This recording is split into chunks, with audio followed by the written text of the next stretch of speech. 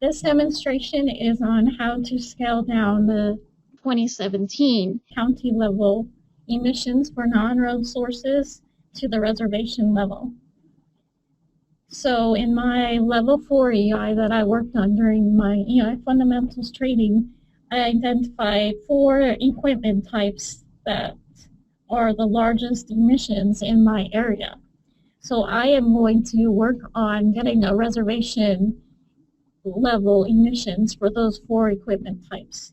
And those 4 equipment types are recreational marine vessels, recreational equipment, which is like snowmobiles or perhaps motorcycles that go off-road, lawn and garden equipment, and construction and mining equipment.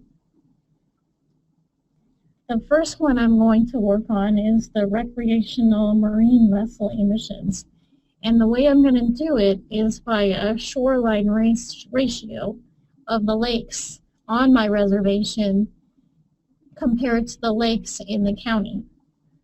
So for my other source types, for my lawn and garden equipment emissions, I'm going to use a household ratio. So I'm going to compare the houses on the reservation to the total county houses.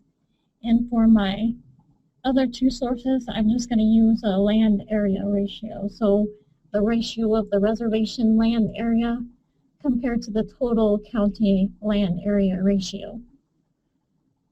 So first, I'm going to work on my shoreline ratio. And in this fictitious reservation, I have a lake on my reservation that's in Coconino County, and that lake is Upper Lake Mary. And that is a lake that allows motorized recreational marine vessels. So I need to know the shoreline distance of that lake. And I'm going to do an online search for that. And when I did the online search, I could not find anything on the shoreline distance. So my next option is I'm going to look for a shapefile of lakes in Arizona and see if I can import that into TEISS and use TEISS to estimate the shoreline distance. So I did an online search for Arizona lake shapefiles, and I found a shapefile that looks like it's going to work. And so I downloaded that shapefile, and it was a zip file. I downloaded that to my computer, and then I extracted it or unzipped it. So now it's ready to import into my TEISS project. So I'm going to demonstrate that next. So to import a shapefile into TEISS, you're going to select import. Then you select base maps, and you select shapefile. So now what it wants you to do is it wants you to specify where you save that file on your computer. So use this little folder icon to find the file. And it's lakes.shp. So you want to look for one with the extension of SHP because that's a shapefile extension. So I'm going to highlight that and click open. And that shows how that shapefile is going to look in kind of a small screen format. So the first thing you'll notice is that these are really large numbers, and these do not look like latitude and longitude coordinates to me.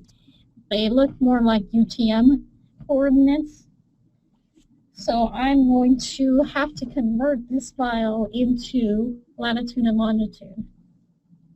So what I want to do is click on the convert button. That's right here. And here, what you need to enter is you need to enter the projection of that shapefile. So you need to tell TEISS what is the projection of this shapefile. Now, most shapefiles, when you find them online, they have metadata associated with them. So I'm going to show you that metadata file that was associated with the shapefile I found online, and that looks like this. And in this metadata file, we can find information on the coordinate system, and that's in the spatial reference information section. So I'm going to click on that to take me down to that data. And we can look at this and we can see that it specifies a projection of NAD 1983 and the UTM zone of 12. And so we know that this is in UTM coordinates. And another thing we should notice here is that the planar distance units is in meters. So we go back into TEISS and we tell it, yep, this is UTM. The datum is NAD 83.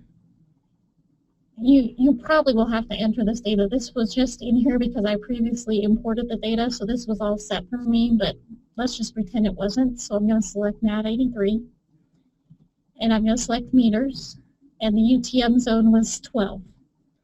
And I'm going to go ahead and click OK. What you don't want to do is change this area here, because that's the destination coordinate system.